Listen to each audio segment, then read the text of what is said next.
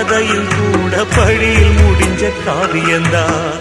இருப்பதும் இறப்பதும் அந்த இயற்கையோட கையில, இருப்பதும் இறப்பதும் அந்த இயற்கையோட கையில. நான் மறைஞ்ச பின்னும் நிலைப்பது என் உயிர் எழுதும் கதையில.